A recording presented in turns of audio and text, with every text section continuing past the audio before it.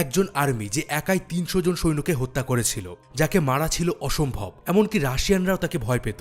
সেই সৈন্যই একবার খুঁজে পেল ২০ কেজি সোনা, আর সেই সোনা তার থেকে ছিনিয়ে নিতে চায় একদল নাৎজি সেনা। তারা কি পেরেছিল সেই সোনা নিতে? বন্ধুরা, সিনেমাবাজির আজকের পর্বে একটা দুর্দান্ত মাস্টারপিস মুভি নিয়ে এসেছি, যা দেখলে আপনারও গায়ের রক্ত গরম হয়ে যাবে। মুভির নাম শিশু। হঠাৎ করে এরকম নাম কেন দেওয়া হলো সেটা না হয় মুভির ভেতরেই বলবো। তো চলুন শুরু করা যাক আজকের মুভির গল্প।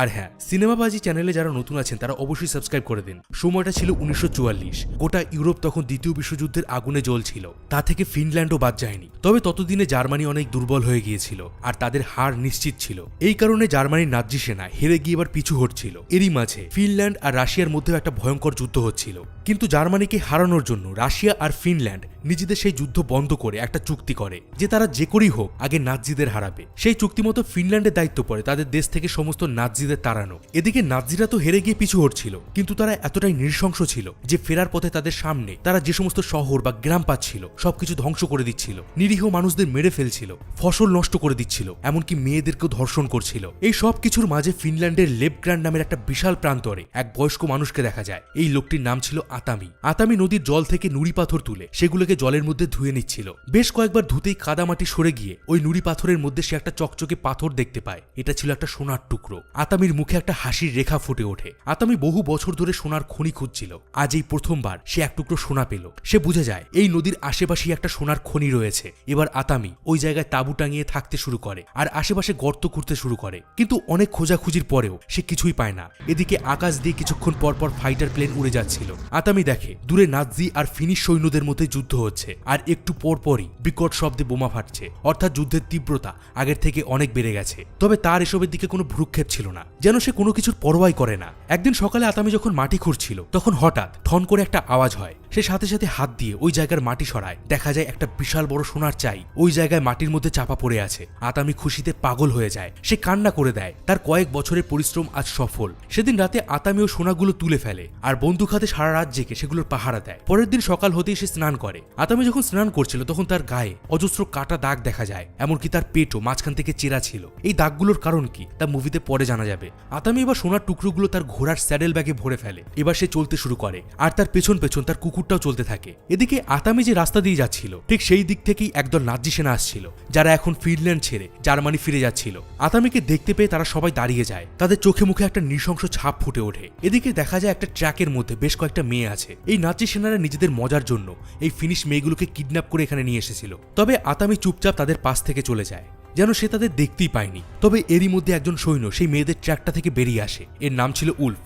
উলফ এবার নিজের স্নাইপার বের করে আর সোজা আতামির দিকে বন্দুক তাক করে। তবে তখনই তার সিনিয়র অফিসার ব্রুনো তাকে আটকায়। সে বলে, শুধু শুধু গুলি নষ্ট করো না, ও নিজেই ওর মৃত্যুর দিকে যাচ্ছে। এরপর ব্রুনো সিটি মারে আর সবাইকে এগিয়ে যেতে বলে। এদিকে আতামি চলতে থাকে। একটু দূরে যেতেই সে দেখতে পায় রাস্তার পাশে প্রতিটা ইলেকট্রিক পোস্টারে একটা করে মানুষকে ফাঁসি দিয়ে ঝুলিয়ে দিয়েছে ওই নাৎজি সৈন্যরা। আর একটু দূরে যেতেই দেখা যায় ৪-৫ জন নাৎজি সৈন্য একটা গাড়ি নিয়ে দাঁড়িয়ে আছে। তারা এবার আতামিকে আটকায়। এদের গাড়ি খারাপ হয়ে গেছে, তাই আগের দলটা থেকে একটু পিছিয়ে গেছে। আর এই জন্যই ব্রুনো বলেছিল এই লোকটা ওর মৃত্যুর দিকে যাচ্ছে। এবার ওই সৈন্যদের মধ্যে একজন আতামিকে ঘোড়া থেকে নামায় আর তাকে ঘাড় ধাক্কা দেয়। সে বলে, তুমি কোথায় যাচ্ছ দাদু? ওদিকে গিয়ে কোনো লাভ নেই, ওদিকে আর কিছুই পাবে না। আতামির হাতের মুঠো শক্ত হয়ে যায়। এরই মধ্যে আর একটা সৈন্য গিয়ে আতামির ব্যাগ খুঁজে সেই সোনা পেয়ে যায়। 2 ব্যাগ ভর্তি সোনা পেয়ে নাৎজি সৈন্যগুলো খুব খুশি হয়ে যায়। আতামি বুঝতে পারে এবার কি হতে চলেছে। সে এবার তার কুকুরটাকে ইশারা করে ওখান থেকে পালিয়ে যাওয়ার জন্য। কুকুরটা দৌড়াতে শুরু করে। এরই মধ্যে ওই সৈন্যটা কুকুরটার উপর গুলি করতে থাকে। তবে কুকুরটা কোনো মতে বেঁচে যায় আর দূরে পালিয়ে যায়। ওদিকে দূরে ব্রুনো আর বাকি সৈন্যরা যারা এগিয়ে গিয়েছিল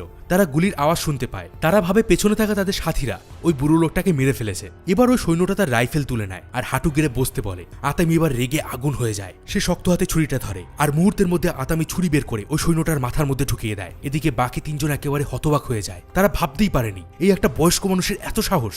এবার তারাও এগিয়ে আসে আতামিকে মারার জন্য। আতামিও ঝাঁপিয়ে পড়ে তাদের উপরে। মুহূর্তের মধ্যে সে দুজনকে ছুরি দিয়ে মেরে ফেলে। এরই মধ্যে আরেকটা সৈন্য আতামিকে পেছন থেকে চেপে ধরে, কিন্তু আতামি বুদ্ধি করে ওই সৈন্যটার বন্দুক বের করে তার পায়ে গুলি করে আর রাইফেল দিয়ে তার মাথার খুলি উড়িয়ে দেয়। এদিকে গোলাগুলির শব্দ দূর থেকে ব্রুনো শুনতে পায়। তার এবার একটু সন্দেহ হয়। ব্রুনো সবাইকে থামতে বলে আর সে আবার সবাইকে নিয়ে পিছনে ফিরে আসে। এখানে এসে সে একেবারে হতভম্ব হয়ে যায়। যে বুড়ো লোকটাকে তারা এত আন্ডার এস্টিমেট করছিল সে কিনা তার দলের 4 জন সৈন্যকে একেবারে কসাইয়ের মতো মেরে ফেলেছে। ব্রুনো দেখে তখনও একজন সৈন্য বেঁচে আছে। সে ওই সৈন্যটার কাছে যায় আর তার হাতে সে একটা টুকরো সোনা দেখতে পায়। এটা দেখে ব্রুনোর কাছে পুরো ব্যাপারটা পরিষ্কার হয়ে যায় যে ওই বুড়ো লোকটার কাছে প্রচুর পরিমাণে সোনা আছে। এদিকে আতামি তার ঘোড়া নিয়ে আবার নিজের গন্তব্যের দিকে যাচ্ছিল, কিন্তু সে হঠাৎ করে পেছনে ট্যাঙ্কের আওয়াজ শুনতে পায়। সে দেখে ব্রুনো ফুল স্পিডে ট্যাঙ্ক নিয়ে এদিকেই আসছে। আতামি এবার জোরে ঘোড়া ছুটিয়ে দেয়, কিন্তু ব্রুনো পেছন থেকে আতামির দিকে তাক করে ফায়ার করতে থাকে। আতামি কোনো মতে এদিক ওদিক করে সাইড হয়ে যাচ্ছিল, আর মুহূর্তের মধ্যেই আতামি ওই ট্যাঙ্কের রেঞ্জের বাইরে চলে যায়। এদিকে ব্রুনো আর ট্যাঙ্ক নিয়ে পিছু করে না, যেন সে কোনো কিছুর অপেক্ষা করছিল। আতামিও দেখে নাৎজিরা আর আসছে না। সে এবার ঘোড়ার গতি কমিয়ে দেয় আর ঘোড়ার গায়ে হাত বুলিয়ে তাকে শান্ত করে, কিন্তু হঠাৎই একটা ভীষণ জোরে ব্লাস্ট হয়। বোমার আঘাতে ওই ঘোড়াটা টুকরো টুকরো হয়ে যায় আর আতামিও দূরে ছিটকে পড়ে। এদিকে দূর থেকে ব্লাস্টের আওয়াজ শুনে ব্রুনোর মুখে একটা শয়তানির হাসি ফুটে ওঠে। এবার তারা সেদিকে সব দলবল নিয়ে এগোতে থাকে। অন্যদিকে আতামি দেখে তার চোখের সামনে তার প্রিয় ঘোড়াটা মরে পড়ে আছে। সে ঘোড়াটাকে জড়িয়ে ধরে কাঁদতে থাকে। এখানে দেখা যায় আশেপাশে রাস্তায় অজস্র মাইন বোম ছড়িয়ে আছে। এগুলো রেখেছে ব্রুনো আর তার সৈন্যরা, যাতে এই রাস্তায় যেই আসবে সেই যেন মারা যায়। আর এই মাইনে পা লেগেই আতামির ঘোড়া মারা গেছে। আতামি আবার নিজেকে সামলায় আর আশেপাশে ছড়িয়ে ছিটিয়ে থাকা সোনাগুলো জড়ো করতে থাকে। এটা ছিল তার শেষ জীবনের সম্বল। সে কোনোভাবেই এই সোনা হারাতে চায় না। এরই মধ্যে ব্রুনো আর তার বাকি সাথীরা সেখানে পৌঁছে যায়। এবার তারা সবাই বাইরে বেরিয়ে আসে আর আতামির দিকে বন্দুক তাক করে। তবে আতামি সেদিকে কোনো ভ্রুক্ষেপে ছিল না। সে সব সোনা একজোট করতে ব্যস্ত ছিল। ব্রুনো দাঁড়িয়ে দাঁড়িয়ে সব দেখতে থাকে। সে ভাবে এই লোকটা কি পাগল? তার সামনে সাক্ষাৎ মৃত্যু দাঁড়িয়ে আছে, অথচ তার কোনো হুঁশ নেই। কিছুক্ষণের মধ্যেই আতামি তার ব্যাগ ভরে ফেলে আর এই ফাঁকে সে একটা পাথরের টুকরো তুলে নেয়। এরই মধ্যে উল্ফ তার স্নাইপার তুলে আতামির দিকে তাক করে, কিন্তু হঠাৎই আতামি তার হাতের পাথরটা সোজা ছুঁড়ে মারে একটা মাইনের উপরে। সাথে সাথে ভীষণ জোরে একটা ব্লাস্ট হয় আর চারিদিকে ধোয়া ধোয়া হয়ে যায়। নাৎজিগুলো ভয় পেয়ে যায় আর এলোপাথারি গুলি করতে থাকে। এদিকে আতামি তার হাতে থাকা স্টিলের ডিশটাকে ঢাল বানিয়ে গুলিগুলোকে আটকে দেয়। ব্রুনো দেখে এভাবে গুলি নষ্ট করে কোনো লাভ নেই। সে সবাইকে থামতে বলে। যেহেতু ওই রাস্তায় মাইন বেছানো ছিল তাই তারা ট্যাঙ্ক বা গাড়ি নিয়ে ওদিকে এগোতে পারছিল না। ব্রুনো এবার একজন সৈন্যকে ওই দিকে যেতে বলে। ওই সৈন্যটা খুব ভয়ে ভয়ে এগোতে থাকে। একে তো সামনে ধোয়া ছিল, আর একদিকে পায়ের নিচেই মাইন ছিল। এরই মধ্যে একটা মাইন এসে সৈন্যটার মাথার উপরে পড়ে। সাথে সাথে সৈন্যটা টুকরো টুকরো হয়ে যায় আর এই মাইনটা ছুঁড়ে মেরেছিল আতামি। ব্রুনো আর তার বাকি টিম একেবারে থতমত খেয়ে যায়। তারা টানা 6 বছর ধরে যুদ্ধ করছে, এমন ঘটনা তারা কোনোদিন দেখেনি। এবার ব্রুনো আরো 2 জন সৈন্যকে এগিয়ে যেতে বলে। এই দুজন এবার রাস্তা থেকে না গিয়ে রাস্তার পাশ থেকে দৌড়াতে থাকে। একটু দূর যেতেই একজন ব্লাস্ট করে মারা যায় আর একটু পরে আরেকজন মারা যায়। ব্রুনো তখন উল্ফকে জিজ্ঞাসা করে, তোমরা এখানে কত মাইন বিছিয়েছ? উল্ফ বলে, আমাদের কাছে যা মাইন ছিল সব এখানে বিছিয়ে দিয়েছি। এবার ব্রুনো ওই ঘোড়াটার দিকে এগিয়ে যায় আর ওখানে একটা ট্যাগ দেখতে পায়। এই ট্যাগটা ছিল আতামির। ব্রুনো ভাবে এইরকম ভাবে চলতে থাকলে তার সব সৈন্যই মারা যাবে। এবার ব্রুনো তাদের সাথে করে যে মেয়েগুলোকে নিয়ে এসেছিল তাদের দুজনকে বের করে। এদের দুজনের হাতে দড়ি বেঁধে রাস্তার 2 দিক থেকে হাঁটতে বলা হয়। ওই মেয়ে দুটো ঠিক সেই দূরত্বেই হাঁটছিল যতটা দূরত্ব ট্যাঙ্কের 2 চাকার মধ্যে ছিল। যদি এখানে কোনো মাইন থেকে তাহলে এই মেয়ে দুটো আগে মারা যাবে। একবার ভাবুন ঠিক কতটা নৃশংস ছিল এই ব্রুনো। এবার ব্রুনো যে ট্যাগটা পেয়েছিল সেটার ব্যাপারে তারা খোঁজ চালায়। উল্ফ ডাইরেক্ট জেনারেলের সাথে কথা বলে। জেনারেলের কথা শুনে তার মুখ শুকিয়ে যায়। জেনারেল বলে, তোমাদের ভাগ্য ভালো যে তোমরা বেঁচে গেছো। এই ট্যাগটা যার, তার নাম আতামি করপে। এ হলো ফিনল্যান্ডের সব থেকে ভয়ঙ্কর যোদ্ধা। রাশিয়ার সাথে ফিনল্যান্ডের উইন্টার যুদ্ধে আতামির পুরো পরিবার মারা যায়। সেই থেকে সে আরো বেশি ভয়ঙ্কর হয়ে যায়। তাকে ফিনল্যান্ডের আর্মিরা কন্ট্রোল করতে পারছিল না। শেষে তারা আতামিকে একাই রাশিয়ান সৈন্যদের সাথে যুদ্ধ করতে পাঠায়, যাতে সে যুদ্ধে মারা যায়। বলা হয় সেখানে আতামি একাই 300 জন রাশিয়ানকে মেরে ফেলেছিল। রাশিয়ানরা বহু চেষ্টা করেছিল আতামিকে মারার, কিন্তু তারা পারেনি। তখন রাশিয়ানরা আতামিকে একটা নাম দেয়, কোসেই, যার অর্থ অমর। তোমরা ভুলেও এই লোকটার সাথে ঝামেলা জড়িও না, তোমরা এখনই নরওয়ে ফিরে যাও। কিন্তু ব্রুনো এসব কথা কোনো পাত্তাই দেয় না। সে বলে, আমরা এমনিতেই যুদ্ধে হেরে যাচ্ছি। জার্মানিতে ফিরে গেলে আমাদেরকে ধরে ফাঁসি দেওয়া হবে, কিন্তু এই সোনাই আমাদেরকে বাঁচাতে পারে। আমরা নতুন করে জীবন শুরু করতে পারবো। এরই মধ্যে তারা সেই মাইনে জায়গা থেকে বেরিয়ে এসেছিল। এবার ব্রুনো ফুল স্পিডে ট্যাঙ্ক চালানোর জন্য বলে। অন্যদিকে আমরা আতামিকে দেখতে পাই। সে কোনো মতে ওই জায়গা থেকে পালিয়ে এসেছে, তবে বোমার আঘাতে সে অনেকটা দুর্বল হয়ে গেছে। আতামি এখানে একটা খারাপ গাড়ি দেখতে পায়। এবার সে ওই গাড়িটার পাশে বসে একটু রেস্ট নেয়। এখানে আতামির কুকুরটাও আবার গন্ধ শুকে তার কাছে চলে আসে। আতামির পায়ে একটা গুলি লেগেছিল। সে এবার পায়ে একটা বেল্ট পরে নেয় আর ছুরি দিয়ে সেই গুলিটা বের করে। বন্ধুরা, আমরা এমন অনেকে আছি যারা একটা ইঞ্জেকশন দেখলে ভয় পেয়ে যায়। সেখানে এই মানুষটা নিজের পায়ে লাগা গুলি একটা ছুরি দিয়ে বের করে ফেলছে। একবার ভাবুন তার মধ্যে ঠিক কতটা সাহস আর মনের জোর আছে। আর মুভির শুরুতে আতামির গায়ে যে কাটা দাগগুলো আমরা দেখেছিলাম সেগুলো যুদ্ধের সময় হওয়া তার ক্ষত। এই ক্ষত নিয়েও আতামি লড়াই করে যাচ্ছে। মুভির নাম শিশু। এটা কিন্তু সেই বাচ্চা শিশু নয়। শিশু একটা ফিনিশ শব্দ যার কোনো বাংলা মানে নেই। বলা হয় যখন সব আশা শেষ হয়ে যায় তখন শিশু আসে, যার লক্ষ্য একেবারে নিশ্চিত। তার সামনে যতই বাধা আসুক না কেন সে তার লক্ষ্য থেকে কখনো পিছু হটে না। সে যেমন সাহসী তেমনই দৃঢ়তার সংকল্প। সে যে কোনো পরিস্থিতিতে নিজেকে মানিয়ে নিতে পারে। পৃথিবীর কোনো শক্তি তাকে তার লক্ষ্য থেকে সরাতে পারে না। আতামি ব্যথায় জ্ঞান হারিয়ে ফেলে, তবে একটু পরে ট্যাঙ্কের শব্দে তার আবার হুঁশ ফিরে আসে। সে দেখে নাৎজি সৈন্যরা তাকে খুঁজতে খুঁজতে এখানে চলে এসেছে। আতামি সাথে সাথে নিজেকে একদম সাইডে সরিয়ে নেয় যাতে তাকে দেখা না যায়। তখনই তার পাশ থেকে একটা ট্যাঙ্ক চলে যায়। তারা তাকে দেখতে পায়নি, কিন্তু আতামি দেখে পিছনে দুটো কুকুর আসছে যারা তার গায়ের গন্ধ শুকে বুঝে যাবে যে সে কোথায় আছে। আতামি কি করবে ভেবে পায় না। তখন সে গড়িয়ে একটা ট্র্যাকের নিচে চলে যায় আর ওটা ধরে ঝুলতে থাকে। তবে তার গায়ের গন্ধে কুকুরগুলো এবার এই দিকেই আসছিল। আতামি এবার গাড়ির তেলের ট্যাঙ্ক ফুটো করে দেয় আর সব তেল তার গায়ে এসে পড়তে থাকে। এতে তার গায়ের গন্ধ তেলের গন্ধে ঢাকা পড়ে যায়, ফলে কুকুরগুলো আর তাকে খুঁজে পায় না। তবে তখনই একজন নাজি দেখতে পায় মাটিতে তেল পড়ে আছে। তারা এবার গাড়ির নিচে খুঁজতে থাকে। আতামি এবার গাড়ির নিচ থেকে বেরিয়ে ছুটতে শুরু করে আর উলফ তাকে দেখে ফেলে। সাথে সাথে সে স্নাইপার দিয়ে আতামির পায়ে একটা গুলি করে। আতামি পড়ে যায়। ব্রুনো বলে, এর আর পালানোর রাস্তা নেই, একে গুলি মেরো না, কুকুর দুটোকে ছেড়ে দাও। এবার কুকুর দুটো আতামির দিকে দৌড়ে আসে। আতামি সাথে সাথে একটা দেশলাই কাঠি নিয়ে আগুন জ্বালায় আর মুহূর্তের মধ্যে তার সারা গায়ে আগুন ধরে যায়। এদিকে আগুন দেখে কুকুর দুটো ভয়ে পিছিয়ে যায়। এবারে সৈন্যগুলো এলোপাথারি গুলি চালাতে থাকে। তবে আতামি সোজা দৌড়ে নদীর ঘাটে চলে যায় আর জলে ঝাঁপ দেয়, ফলে তার গায়ের আগুনও নিভে যায়। এবার সব সৈন্যরা নদীর ধারে আসে আর অপেক্ষা করতে থাকে আতামি কতক্ষণে উপরে উঠবে, কারণ একটা মানুষ বেশিক্ষণ জলের নিচে শ্বাস না নিয়ে থাকতে পারে না। কিছুক্ষণের মধ্যেই আতামি একবার জলের উপর মাথা তোলে। সাথে সাথে উলফ তার স্নাইপার দিয়ে আতামির উপর গুলি করে, কিন্তু এরই মধ্যে আতামি আবার জলে ডুব দেয়, ফলে তার গায়ে গুলি লাগে না। এরপর অনেকক্ষণ পার হয়ে যায়, আতামি উপরে ওঠে না। তখন ব্রুনো তিনজন সৈন্যকে নৌকা দিয়ে নদীর মাঝে পাঠায় ও সোনা নিয়ে আসার জন্য। একজন সৈন্য এবার জলে ঝাঁপ দেয়, তবে সে জলের নিচে কিছু বুঝে ওঠার আগেই আতামি ছুরি দিয়ে তার গলা কেটে ফেলে আর তার ফুসফুস থেকে বের হওয়া হাওয়া নিজে নিয়ে নেয়। এদিকে জলের উপর রক্ত দেখে ব্রুনো পরের জনকে জলে নামতে বলে আর এই সৈন্যটারও ঠিক একই অবস্থা হয়। এবার ব্রুনো শেষ জনকে জলে নামতে বলে, কিন্তু সে এতটাই ভয় পেয়েছিল যে জলে নামছিল না। ব্রুনো তখন উলফকে বলে, এ যদি নৌকা নিয়ে পালায় তাহলেই একে গুলি করবে। এরই মধ্যে দেখা যায় ওই সৈন্যটা নৌকা নিয়ে ওপারে পালিয়ে যাচ্ছে।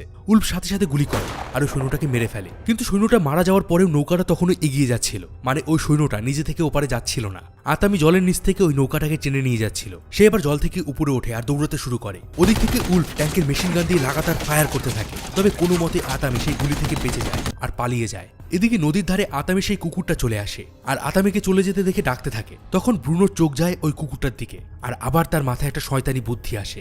অন্যদিকে আতামি হাঁটতে হাঁটতে তার গ্রামে এসে পৌঁছায়, কিন্তু একই চারিদিকে আগুন জ্বলছে। নাৎজি সৈন্যরা কতটা নিষ্ঠুর, তারা একটা সম্পূর্ণ গ্রামকে জ্বালিয়ে দিয়েছে। এখানে চারিদিকে ধোঁয়া আর কান্নার আওয়াজে একটা বিষণ্ণ পরিবেশ তৈরি হয়েছিল। আতামি এবার চলতে চলতে একটা ভাঙা বাড়ির কাছে এসে বিশ্রাম নেয়। বেশ কিছুক্ষণ কেটে যায়। হঠাৎই কুকুরের আওয়াজে আতামির ঘুম ভেঙে যায়। এই কুকুরের ডাক সে চেনে। আতামি বাইরে আসে, সে অন্ধকারে খুঁজতে থাকে তার কুকুরটা কোথায় আছে। এরই মধ্যে সেই কুকুরটা দৌড়াতে দৌড়াতে আসে। আতামি তাকে ধরতে যাবে, এমন সময় দেখা যায় কুকুরটার গায়ে একটা বোমা বাঁধা আর তার শোলতেই আগুন জ্বলছে। আতামির সাথে সাথে কুকুরটা সেই বোমা ধরে ছুঁড়ে মারে, কিন্তু তখনই সেই বোমাটা ব্লাস্ট করে। আতামি ছিটকে পড়ে। এরই মধ্যে ব্রুনো আর উলফ সেখানে চলে আসে। আতামির কুকুর যে আতামির গায়ের গন্ধ শুকে তার পিছু করবে সেটা ব্রুনো জানতো। এই জন্য সে নিরীহ কুকুরটার গায়ে বোমা বেঁধে আতামির কাছে পাঠিয়েছিল।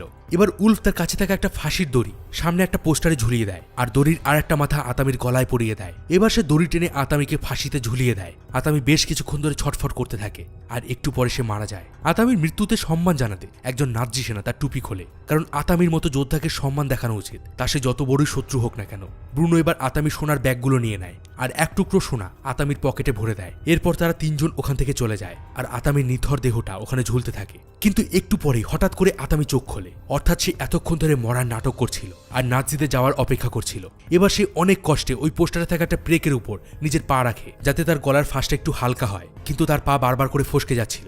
আতামি এবার ওখানে একটা রড দেখতে পায়। সেবার ওই রডের মধ্যে নিজের গুলিবিদ্ধ পায়ের ক্ষতটাকে চেপে ধরে। ব্যথায় আতামি ছটফট করতে থাকে, কিন্তু ওই রডে আটকে থাকার কারণে তার শরীরের ওজন কিছুটা কম হয় আর আতামি শ্বাস নিতে পারে। সেদিন সারা রাত আতামি ওখানেই ঝুলেছিল। পরের দিন সকালে অনেক নিচ থেকে একটা প্লেন উড়ে যায় আর আতামি যে পোস্টারে ঝুলছিল সেটা হাওয়ার গতিতে বেঁকে যায় আর একটু পরে আতামি ধপ করে ওখানে পড়ে যায়। কিছুক্ষণ আগে যে প্লেনটা উড়ে গিয়েছিল সেই প্লেনটা এবার কাছেই ল্যান্ড করে। এটা একটা জার্মান প্লেন ছিল। দুজন নাৎজি সেখানে আসে তেলের খোঁজে। তখন একজন সেনা ওখানে আতামিকে দেখতে পায়। সে ভাবে ফাঁসি দেওয়ার পর কিভাবে একজন মানুষ বেঁচে আছে। ওই সৈন্যটা এবার তার বন্দুক বের করে গুলি করার জন্য। এরই মধ্যে আতামি ওই সৈন্যটার পায়ে লাথি মারে আর সে সোজা একটা ইটের উপর পড়ে আর মাথা ফেটে মারা যায়। এবার আরেকজন যে সৈন্য ছিল তার মাথায় আতামি জোরে ইট দিয়ে একটা বাড়ি মারে আর তাকে অজ্ঞান করে ফেলে। আতামির এবার মন খুব খারাপ হয়ে যায়। সে হাতে ওই সোনার টুকরোটা নিয়ে বসেছিল যেটা ব্রুনো তার পকেটে কাল রাতে রেখে গিয়েছিল। তার সব কষ্টের সোনা ওই নাৎজিরা চুরি করে নিয়েছিল।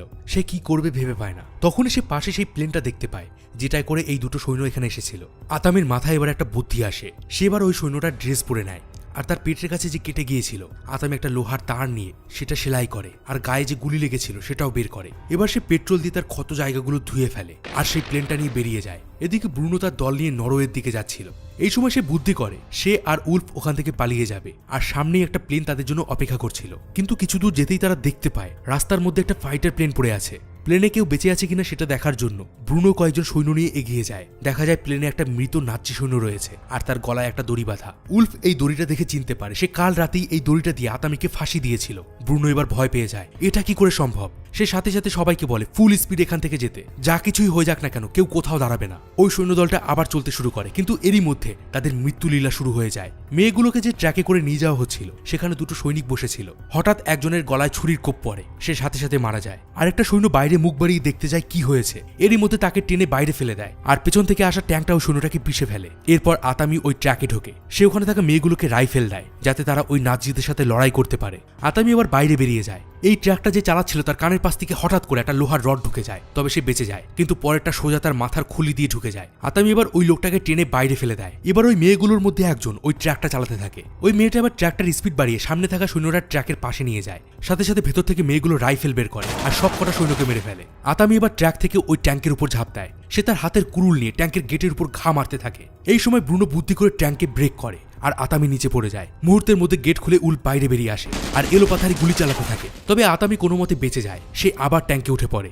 এবার শুরু হয় আতামি আর উলফের মধ্যে ফাইট। আতামি ঘুষি মেরে উলফের হাত ভেঙে দেয়। এই সময় তারা দুজনেই ট্যাঙ্ক থেকে নিচে পড়ে যায়। ব্রুনো পেরিস্কোপ দিয়ে দেখতে পায় যে উলফ পড়ে গেছে, কিন্তু সে তাকে বাঁচানোর বদলে সেখান থেকে পালিয়ে যায়। এদিকে আতামি উলফকে কাহিল করে ফেলে। সে এবার হাতের কুরুলটা তুলে ধরে উলফকে মারার জন্য, কিন্তু উলফ হাত জোর করে ক্ষমা চায়। এরই মধ্যে দুজন নাৎসি সেখানে বাইক নিয়ে আসে। আতামি তার হাতের কুরুল তুলে ওই দুজনকে সাবধান করে দেয়। এবার ওই দুজন ভয়ে তাদের বন্দুক ফেলে ওখান থেকে দৌড়ে পালিয়ে যায়। উলফকে ওখানেই ফেলে রেখে আতামি ওই বাইকে উঠে পড়ে আর ব্রুনোর পিছু করে। উলফ ভাবে সে হয়তো বেঁচে গেছে, কিন্তু তখনই দেখা যায় সেই মেয়েগুলোকে, যে মেয়েগুলোকে তারা এতদিন ধরে অত্যাচার করেছিল। আজ এই মেয়েগুলো তাদের বদলা নেবে। অন্যদিকে দেখা যায় ব্রুনো ট্যাঙ্ক নিয়ে সেই প্লেনের কাছে চলে এসেছে, যেটাই করে সে পালিয়ে যাওয়ার প্ল্যানিং করেছিল। এখানে একজন পাইলট তার জন্য অপেক্ষা করছিল। ব্রুনো এবার তার ট্যাঙ্কের ড্রাইভারকে গুলি করে মেরে ফেলে আর প্লেনে উঠে পড়ে। প্লেনটা যখন রানওয়েতে দৌড়াচ্ছিল ঠিক তখনই সেখানে আতামি চলে আসে। সে এবার প্লেনের উপর গুলি করতে থাকে, কিন্তু এরই মধ্যে প্লেনটা বেশ গতি ধরে নেয় আর উঠতে শুরু করে। আতামি সাথে সাথে সেই কুরুলটা বের করে আর ঝাঁপিয়ে পড়ে প্লেনের উপরে। কিছুক্ষণের মধ্যেই প্লেনটা আকাশের অনেক উঁচুতে চলে আসে। দেখা যায় পাইলটের গলায় গুলি লেগেছে। এদিকে বাইরে তখন আতামি ঝুলছিল। সে এবার কুরুল দিয়ে প্লেনের বনেট চিরে কোনো মতে ভিতরে চলে আসে। ব্রুনো এবার নিজে যায় আতামিকে আটকানোর জন্য আর দুজনের মধ্যে ভীষণ ফাইট হয়। এক পর্যায়ে আতামি কাহিল হয়ে পড়ে। ব্রুনো ক্রমাগত আতামির মুখে ঘুষি মারতে থাকে। সে বলে, তুমি কেন মরো না? কিন্তু বারবার মার খাওয়া সত্ত্বেও আতামি বারবার উঠে বসছিল। সে যেন কোনো কিছুতেই হার মানতে চাইছিল না। এই সময় আতামি দেখে পাশে একটা বিশাল বড় বোমা রয়েছে। সে ব্রুনোর হাতে থাকা হুকটা বোমার সাথে বেঁধে দেয় আর বোমাটা রিলিজ করে দেয়। বোমাটা সাথে সাথে নিচে পড়তে শুরু করে আর তার সাথে ব্রুনো নিচে পড়ে যায়। আর সে চিৎকার করে বলে, তুমি নরকে যাবে। কিছুক্ষণের মধ্যেই বোমাটা নিচে পড়ে যায় আর ভীষণ জোরে ব্লাস্ট হয়। কিন্তু এরই মধ্যে সেই প্লেনটা কাত হয়ে নিচের দিকে পড়তে শুরু করে। আতামি দেখে প্লেনের পাইলট মারা গেছে। সে ওখানে অনেক খোঁজে, কিন্তু ওখানে একটাও প্যারাশুট ছিল না। আতামি কি করবে ভেবে পায় না। সে সোনার ব্যাগটা নিজের কাছে আগলে নেয় আর নিজেকে প্লেনের সাথে শক্ত করে বেঁধে ফেলে। কিছুক্ষণের মধ্যেই প্লেনটা ক্র্যাশ করে যায়। এটা একটা জলা জায়গা ছিল, চারিদিকে কাদা ছিটকে পড়ে। এখানে অনেক সময় পার হয়ে যায়, কিন্তু আতামিকে দেখা যায় না। তাহলে কি আতামি মারা গেল? এই প্লেন ক্র্যাশ করে কি কেউ আদৌ বাঁচতে পারে? কিন্তু তখনই দেখা যায় জলের মধ্যে থেকে বুদবুদ করে বাবেল উঠছে। আতামি এবার কুরুল দিয়ে অনেক কষ্টে নিজেকে কাদা থেকে বের করে। সাথে সে সোনার ব্যাগ দুটো বের করে। তার সারা গায়ে কাদা লেগেছিল আর তার মুখে ছিল মৃত্যুকে জয় করার অহংকার। অন্যদিকে আমরা সেই মেয়েগুলোকে দেখতে পাই। তারা ব্রুনোর ট্যাঙ্কটাকে উদ্ধার করে এনেছে আর সাথে উলফকেও তারা ধরে এনেছে। এবার তারা উলফকে ফিনল্যান্ডের সৈন্যদের হাতে তুলে দেয়। এরপর আমরা একটি যুদ্ধবিধ্বস্ত শহর দেখতে পাই। এখানে একটা ব্যাংকের সামনে আতামি বাইক নিয়ে আসে। তার কাঁধে সেই সোনার ব্যাগ দুটো নিয়ে সে ব্যাংকে ঢোকে। তাকে দেখে সবাই ভয়ে দূরে সরে যায়। আতামি ব্যাংকে গিয়ে টেবিলের উপরে দুটো ব্যাগ থেকে সোনা ঢেলে দেয়। এত পরিমাণ সোনা দেখে সবাই হতবাক হয়ে যায়। আতামি গম্ভীরভাবে বলে, এর বদলে টাকা চাই, বড় নোট দেবে, যাতে ক্যারি করতে কষ্ট না হয়। আর এখানেই মুভিটা শেষ হয়ে যায়। বন্ধুরা, আমাদের সবার মধ্যেই কিন্তু এইরকম একটি শিশু লুকিয়ে আছে। আমরা সবাই চাইলে আতামির মতো দৃঢ় প্রতিজ্ঞ হতে পারি, কিন্তু বিভিন্ন কারণে আমরা আমাদের লক্ষ্য থেকে সরে যাই, হাল ছেড়ে দেই। কিন্তু যদি আতামির মতো আমরাও মনে সাহস নিয়ে এগিয়ে যেতে পারি, তাহলে দিন শেষে আমরাও ওই রকম সোনার ব্যাগ নিয়ে ঘরে ফিরতে পারবো। এই মুভিটা একজন ফিনিশ স্নাইপারের জীবনের উপর তৈরি হয়েছে, যার নাম সিমো হায়হা। ফিনল্যান্ড রাশিয়ার উইন্টার যুদ্ধে এই সিমো হায়হা মোট 300 জন রাশিয়ান সৈন্যকে হত্যা করেছিল। এই উইন্টার যুদ্ধ নিয়ে আমার দ্বিতীয় চ্যানেল রোমাঞ্চপিডিয়ায় একটা ভিডিও আছে, সেই ভিডিওটার লিঙ্ক ডিসক্রিপশন বক্সে দেওয়া আছে, আপনারা চাইলে সেই ভিডিওটা দেখতে পারেন। তো আজকের মুভিটা কেমন লাগলো আমাকে কমেন্ট বক্সে অবশ্যই জানান। আর যারা এতদিন ধরে রেগেছিলেন যে সিনেমাবাজিতে রেগুলার ভিডিও আসছে না, তারা এবার রাগটাকে একটু কন্ট্রোল করুন, কারণ এবার থেকে নিয়মিত ভিডিও আসবে। আর এইরকম অসাধারণ সব মুভির গল্প পাওয়ার জন্য ভিডিওটায় অবশ্যই লাইক করে দিন, বন্ধুদের সঙ্গে শেয়ার করে দিন, এই চ্যানেলকে সাবস্ক্রাইব করে দিন। আবার ফিরবো কিছু অসাধারণ মুভির গল্প নিয়ে, ততদিন ভালো থাকবেন, সুস্থ থাকবেন।